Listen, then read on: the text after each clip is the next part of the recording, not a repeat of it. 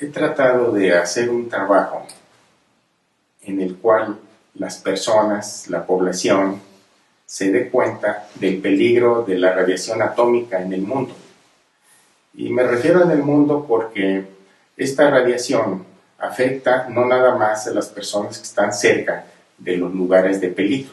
Por ejemplo, en Hiroshima, que es muy conocido, junto a las plantas nucleares, cerca de los lugares donde hay desechos nucleares, sino que la radiación, con el paso del tiempo, ha tenido un incremento a nivel mundial.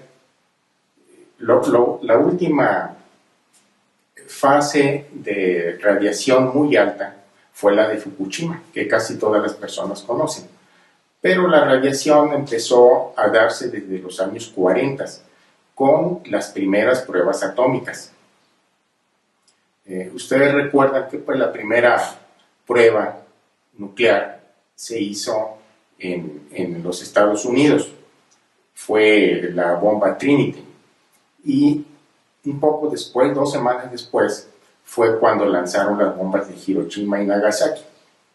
Sin embargo, las bombas atómicas no es lo más peligroso en radiación en el mundo, sino que son las plantas nucleares. Me gustaría exponer algunas de las cuestiones relativas a radiación para que las personas se den cuenta de su peligrosidad. Primeramente, que la radiación pues, es una energía, es una radiación ionizante que daña los tejidos vivos, no solamente de las personas, sino de los animales y las plantas.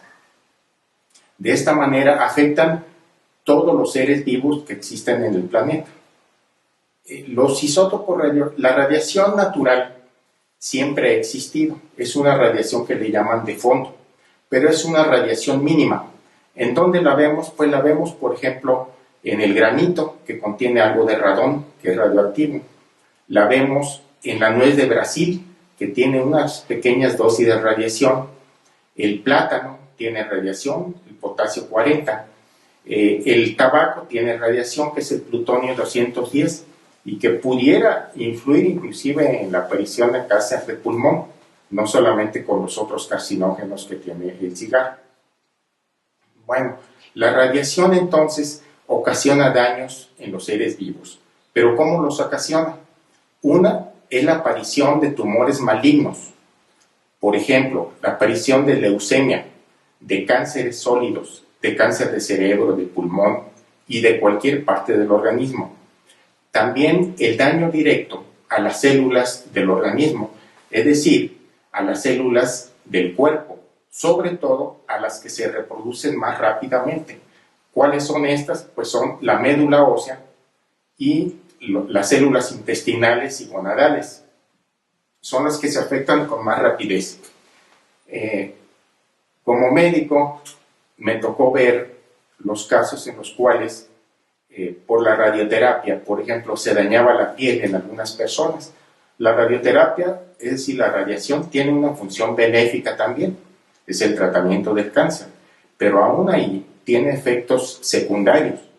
Es cierto, mejora o cura el cáncer, pero puede dejar algunos daños. Una persona que le dieron radioterapia, por ejemplo, para un cáncer de matriz, puede tener lesiones intestinales.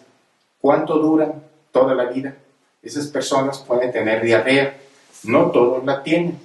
Y eso que son dosis controladas y muy bajas. Ahora imagínense cuando son dosis muy altas. Bueno, ese es un aspecto del daño de la radiación. El otro aspecto son las malformaciones congénitas. Si una persona es sometida a radiación, puede tener problemas en los cromosomas.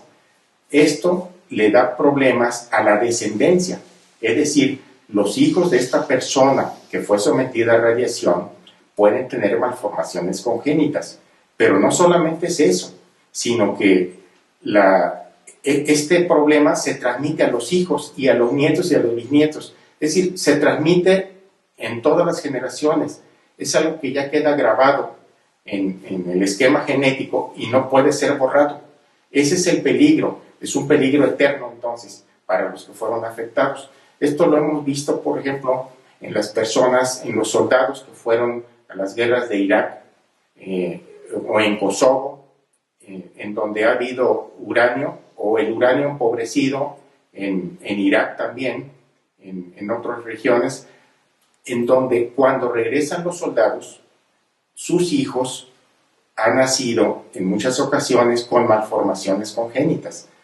¿Cuáles malformaciones? Pues pueden ser cualquiera. Puede ser hidrocefalia, puede ser la falta de alguna extremidad, ceguera, múltiples, todas las malformaciones posibles pueden verse con la radiación. Y esto entonces se transmite a muchas generaciones. Esto es uno de los daños que produce más importantes. Ahora, ¿por qué es tan peligrosa la radiación? Bueno, la radiación no existía en cantidades tan grandes. Fue creada artificialmente. La radiación, por ejemplo, del plutonio 239 no existe en la naturaleza, o el yodo 129. No existen, no existían nunca. Eso fue un proceso de los reactores nucleares.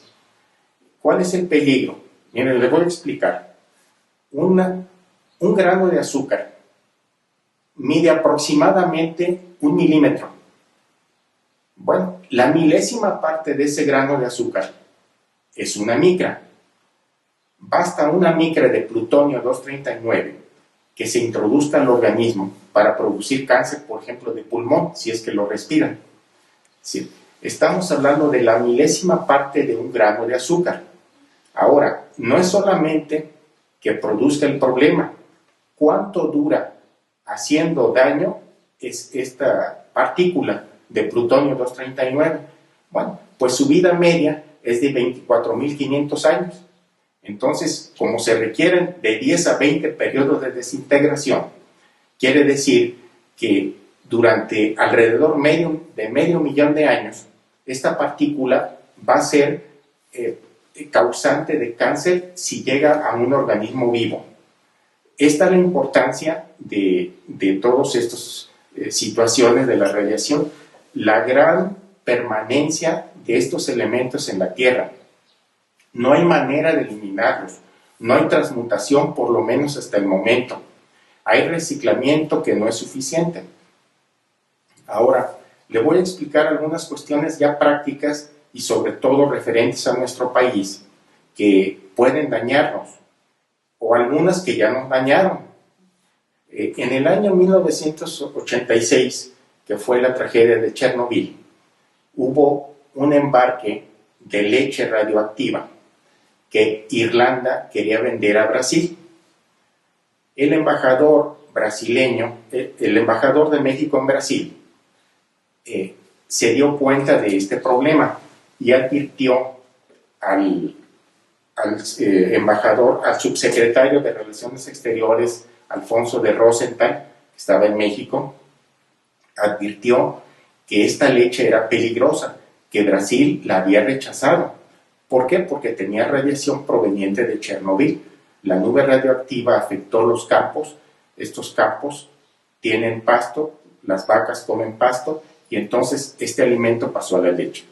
Bueno, fueron advertidos. Hay un oficio, el 3x344, que envió Alfonso de Rosenthal al doctor Soberón, y entonces le advirtió de este peligro. Esta leche contenía cesio 137. Sin embargo, no hubo respuesta. En aquel tiempo el distribuidor de la leche era Liconza, y el director de Liconza pues era Raúl Salinas de Gortari. Por alguna razón poderosa, tal vez económica, esta leche se distribuyeron 50,000 toneladas de leche. Esto fue entre 86 y 88. No se dio a conocer a la población. La población desconocía que esta leche estaba radioactiva. ¿Cómo se dieron cuenta? Bueno, había un almirante que había trabajado en Estados Unidos, hizo un entrenamiento junto a Neil Armstrong, y él, con los conocimientos que tenía, se dio cuenta de que varios soldados de la naval en Veracruz habían enfermado gravemente con diarrea. Como no encontró la causa y no se sabía exactamente qué tenía, sospechó que era radiación. Entonces Dado que todos ellos habían tomado leche de ese tipo, mandó a analizar la leche a la planta nuclear de Laguna Verde con un químico que ya estaba trabajando en esa zona. La planta nuclear de la Laguna Verde realmente empezó a trabajar hasta el 90, el reactor, pero ya los laboratorios estaban trabajando desde antes. Encontró que había cesio 137 en cantidades muy altas y dio aviso. Un físico, Valdovinos, que había estudiado en Harvard y en Berlín, fue el que hizo el análisis. Estos análisis, no sé cómo los hicieron, pero generalmente son espectrométricos, espectrofotométricos, y son muy precisos. De no haber sido por este vicealmirante que dio la voz de alarma, no se hubiera sabido de este problema. Ahora, ¿cuánto tiempo va a durar en hacer efecto toda esta radiación de la leche? Pues mientras duren vivas esas personas que tomaron la leche. ¿Por qué? Porque no se puede saber si un problema por radiación va a aparecer en una semana, un año, 10 años, 50 o 90 años. Puede suceder mucho tiempo después. Ustedes recuerden que en el año 54 se filmó una película que se llama El Conquistador, que era la historia de Gengis Khan. Se filmó en el estado de Nevada, al norte, en un sitio llamado Snow Canyon. En este sitio dicen que había tanta radiación que la arena era fosforescente en la noche. Eso los actores lo vieron. Entre los actores de esta película estaba John Wayne y Pedro Armendáriz. Al poco tiempo empezaron a morir los actores de esta película.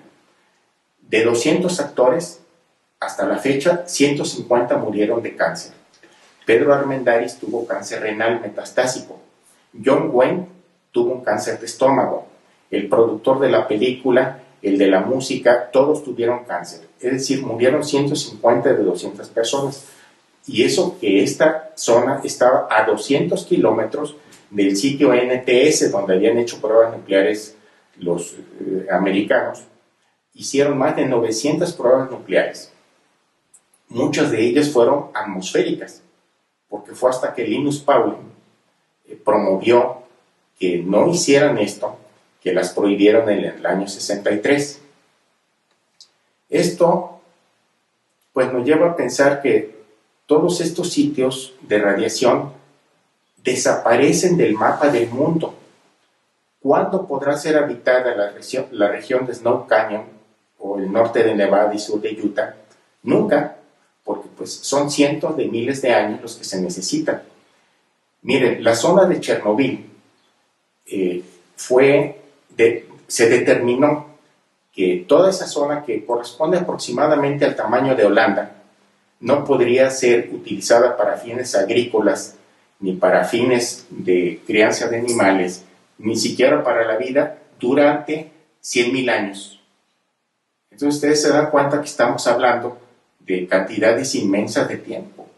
Estamos en el año 2000 después de Cristo, es decir, la historia conocida pues lleva 5 o 6 mil años, pero 100.000 años pues es una cantidad muy grande. Y a algunos les parece que es poco, porque pueden ser millones. Les voy a explicar del uranio empobrecido. El uranio empobrecido es otro problema que existe en el mundo.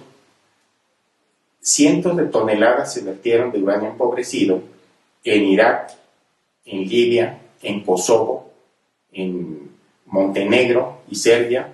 Es decir, todas estas zonas en donde se usó uranio empobrecido están contaminadas. Este polvo, un proyectil de uranio empobrecido da un polvo, pero es un polvo tan fino que parece un aerosol. Son partículas algunas del tamaño de una micra. El uranio empobrecido es el uranio 238, que es desecho de las plantas nucleares. Es muy pesado, lo usan también no nada más como proyectil, sino como armazón de los tanques, porque le da mucha resistencia. Cuando un proyectil o una bala inclusive de uranio empobrecido choca y hace impacto, es pirofosfórico, se incendia, pero se incendia a miles de grados y entonces permite que se destruya en forma completa cualquier cosa. Esto genera ese polvo que les digo, y ese polvo o lo respiramos o lo comemos, o bien puede entrar por heridas. ¿cuál es la vida media del uranio 238, que es un uranio empobrecido? Pues es de 4.500 millones de años. Es decir, es eterno. Prácticamente eso que se contaminó está contaminado para siempre. No sabemos qué va a pasar porque no es posible ya descontaminar esas tierras. Está contaminado el desierto, igual que en Libia pasó. Entonces, todas estas personas no saben qué va a suceder dentro de 1, 10, 15, 50, 100 años. Recuerdo que el presidente Jimmy Carter participó en una labor de descontaminación en la planta Chalk River, en Canadá, en Ontario. Esto fue en el año 52. Hubo un accidente nuclear, el primero conocido en una planta nuclear. Esta planta nuclear tuvo que ser limpiada. Uno de los limpiadores fue el ingeniero nuclear Jimmy Carter, que tiempo después fue presidente de los Estados Unidos. No puedo saber yo si es una causa-efecto, pero en el 2014 Jimmy Carter tuvo un melanoma metastásico cerebral. Afortunadamente, con los avances de la medicina actual, con inmunoterapia y otros métodos, logró salvarse, está vivo, pero puede ser, no se puede asegurar, puede ser que tenga relación con todo esto. Los cánceres cerebrales, por ejemplo, en toda esta región de Irak, han crecido porque el polvo radioactivo entra por el nervio olfatorio y por la nariz hacia el cerebro y da cáncer cerebral. Esto ya se ha comprobado. Todos estos problemas de la radiación no los conocemos, la gente los desconoce. Yo recuerdo que poco después de lo de Fukushima, en el año 2011, José Antonio Meade, que tenía un puesto, creo que en la Secretaría de Energía, no recuerdo, y el gobernador, que ya era Javier Duarte, dijeron que era una planta totalmente segura, porque la gente tuvo miedo de saber que podía pasar algo parecido en Laguna Verde, la planta nuclear de México, que tiene 2 reactores. Esta planta empezó a funcionar en el año 55, perdón, en el año 90 y 95, pero los reactores General Electric son de los años 70, que ya habían sido descontinuados y que, por cierto, uno de ellos es igual al que tenía Fukushima, el que tuvo el problema. ¿Qué pasaría si Laguna Verde tiene un accidente grave? Bueno, de acuerdo a la Comisión Internacional de Energía Atómica, que le pidió un estudio al Centro Meteorológico de Toulouse, en Francia, encontró que si hubiera un problema grave, se contaminaría el 80% de la República Mexicana. Solamente se salvarían Coahuila, Chihuahua y Baja California. Y además afectaría Texas, todo el estado de Texas. Por eso, el doctor Forrest, de la Universidad de Minnesota, y encargado de programas de seguridad nacional en Estados Unidos, encontró que el establecimiento estratégico más importante que representa un peligro para los Estados Unidos es precisamente Laguna Verde. ¿Por qué? Porque un desastre nuclear tipo Chernobyl los afectaría también a ellos. En el año 2008, esto es para decir que no es una opinión nada más mía, en el año 2008 hubo una prueba que se llamó CONVEX. En esa prueba participaron varios organismos internacionales y determinaron la seguridad de Laguna Verde. Ellos concluyeron, después de simular un incendio, que todos los sistemas de organización y comunicación fallaron y que si el incendio hubiera sido real, hubiera sido una catástrofe y hubiera afectado efectivamente hasta el estado de Texas. Esto para que se den cuenta del peligro real que representa la energía atómica. Ahora, una planta nuclear no puede ser desmantelada así nada más. Por empezar, el costo es muy alto. Ahorita yo creo que el costo debe andar en desmantelar una planta unos $1.000 millones. Pero el problema no es el desmantelamiento. Esa es una parte. El desmantelamiento tarda 30 a 40 años. Lo importante es que los desechos radioactivos que tiene, ¿dónde los van a poner? No saben dónde poner desechos radioactivos, que son cientos de toneladas, incluyendo plutonio 239. Ese es un problema mundial. El único país que ha logrado hacer un poco respecto a esto es Finlandia, con un confinamiento nuclear geológico profundo en una isla que está a 300 kilómetros de Helsinki y que tiene 500 metros de profundidad. Es la única zona más o menos segura para que puedan durar ahí los depósitos de radioactivos de alta actividad más de 100.000 años. Fuera de eso, no hay ningún otro. México no los tiene, ni Estados Unidos. Las piscinas, por ejemplo, de Vermont Yankee, que es una planta nuclear de Estados Unidos, colindante con el estado de Nueva York, pues tienen millones de curíes en las piscinas radioactivas de enfriamiento. Millones de curíes, si ustedes comparan con 2.000 curíes, que fue la radioactividad de la bomba de Nagasaki, pues realmente es una cantidad muy grande, impresionante. Todo esto nos lleva a considerar que qué es lo que está pasando en el mundo, por qué los líderes, los financieros y los gobernantes no hacen algo. Esto es irreversible y además está creciendo. Y además tenemos el peligro también de una guerra nuclear. Ese nunca ha desaparecido. Ya desde los años 50, muchas personas advirtieron sobre esto. Manuel Sandoval Vallarta, físico mexicano, alumno de Einstein y compañero de él, músicos los dos que tocaban juntos, daba clase de física cuántica en la Universidad de Massachusetts, en Harvard. Y entonces, él, cuando le pidieron que colaborara al proyecto Manhattan para la bomba atómica, él no quiso cooperar y se regresó a México y entonces estuvo de director del Instituto Politécnico Nacional. Entonces él se negó, Einstein también se negó, y entonces fue considerado él y Linus Pauling como un peligro para los Estados Unidos. Esto a través del senador republicano Joseph McCarthy. Este peligro para Estados Unidos se extendió también a Bertrand Russell, que hizo el manifiesto Russell-Einstein contra la energía atómica y las pruebas nucleares. Linus Pauling, que fue 2 veces premio Nobel, fue premio Nobel de Química y de la Paz, logró finalmente, con la firma de muchos científicos, parar las pruebas atmosféricas. Y a partir del año 63 ya no hubo pruebas en la atmósfera, fueron subterráneas. Las pruebas submarinas se suspendieron mucho tiempo después. Ahorita nada más es subterráneas y se supone que después del finales de los 90 ya no debería haber pruebas nucleares. Se prohibieron. Sin embargo, ustedes saben que ha habido todavía muchas pruebas nucleares, sobre todo las de Corea. Esta radiación que producen las pruebas nucleares sigue en el mundo, es decir, el nivel de radiación que teníamos en los años 40 y ahorita pues es muy diferente, es muy alto comparado el nivel actual con el de los años 40. Las personas no se dan cuenta y no se daban cuenta en aquel tiempo de ese problema. En los años 20 y 30 hubo productos radioactivos que se vendían a la gente, incluyendo pasta dental, cremas para la cara y agua radioactiva. Todo esto nos da pie a pensar pues, que no hubo cuidado ni hubo conocimientos para que la gente se cuidara.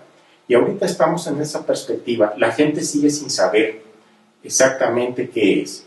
Creo que los medios de comunicación también pueden ayudar mucho para que esto se difunda, la gente lo conozca y se oponga a toda la energía nuclear que dicen que es segura. En la Unión Soviética se decía que Chernobyl, y eso lo decían en forma oficial, todavía era la Unión Soviética, que había una posibilidad en 1 millón de que hubiera un accidente, y lo hubo. En Fukushima también se decía que ni siquiera un terremoto, un tsunami, ni ninguna otra cosa podría ocasionar un problema tan grave, y lo hubo.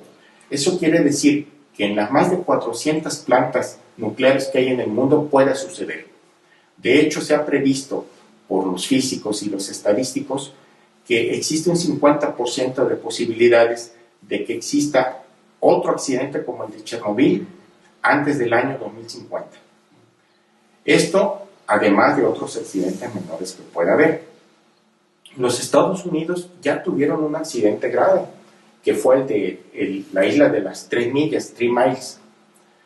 Este accidente produjo un problema importante, un desplazamiento de más de 100,000 personas, y casualmente sucedió poco después del estreno de una película, El síndrome de China, que trata precisamente de un problema similar, ficción, que había pasado en California. Esta película, creo que fue desde entonces, no se exhibió con mucha regularidad ya en los Estados Unidos, hubo miedo, pero sí mostraba algo de lo que puede suceder. Y creo que han quedado todavía un poco cortos en esas perspectivas de qué es lo que puede pasar.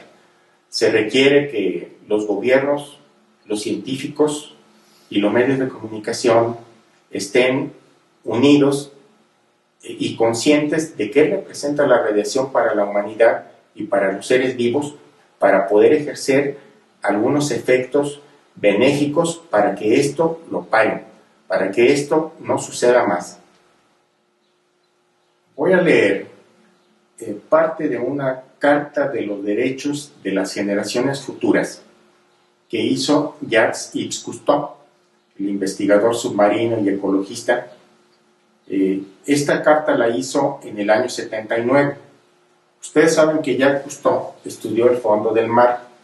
Dentro de ello se dio cuenta, por ejemplo, de que había más de 150,000 toneladas de desechos radioactivos en la fosa atlántica. Esto es a 700 kilómetros de las costas gallegas.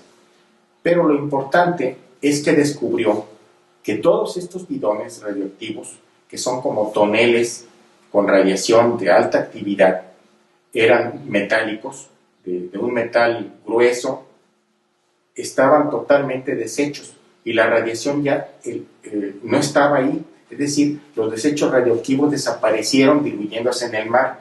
¿Dónde están? Diluidos en el mar. Bueno, todo esto le llevó a Jacques Cousteau a determinar por qué no estamos protegiendo a las generaciones futuras. Les voy a leer los primeros 2 artículos de esta Carta de los Derechos de las Generaciones Futuras. Dice, artículo 1. Las generaciones futuras tienen el derecho a una tierra sin contaminación ni destrucción para su disfrute, como el escenario de la historia de la humanidad, de su cultura y de los lazos sociales que hacen a cada generación e individuo miembro de la familia humana. Artículo 2. Cada generación que comparte la herencia y el espacio de la tierra tiene el deber como administrador de las generaciones futuras de evitar daños irreparables o irreversibles a la vida de la tierra y a la libertad y dignidad humanas.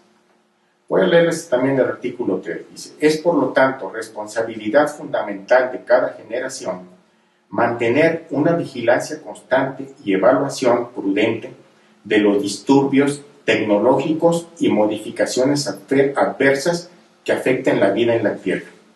Bueno, Jacques Cousteau tuvo una reunión, por ser un científico tan importante, con el presidente francés Charles de Gaulle. Fue recibido en Mónaco y entonces le pidieron a Cousteau que no hablara de los experimentos nucleares, menos con el presidente Charles de Gaulle. Entonces el presidente Charles de Gaulle se acercó a él y le dijo, en tono muy amable, dice, yo quisiera que usted fuera más comprensivo, dice, con nuestros experimentos. Y entonces Cousteau le contestó, dice, pues a mí me gustaría que sus experimentos fueran más comprensivos con la humanidad.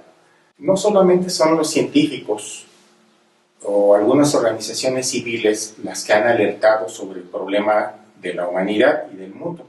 Inclusive el mismo Papa Francisco en la encíclica Laudato Si se refiere a esto. Esta encíclica es sobre el cuidado de la casa común. Vean lo que dice en cuanto a la destrucción de la naturaleza. Dice, nuestra casa es la hermana tierra, la cual nos sustenta. Esta hermana clama por el daño que le provocamos a causa del uso irresponsable y del abuso de los bienes que Dios ha puesto en ella. Hemos crecido pensando que éramos sus propietarios y dominadores autorizados a expoliarla. Es decir, en todos los frentes ya hay cierta conciencia de que esto representa un problema grave para la humanidad. Y creo que el Papa Francisco no es la única facción religiosa que se ha fijado en este aspecto.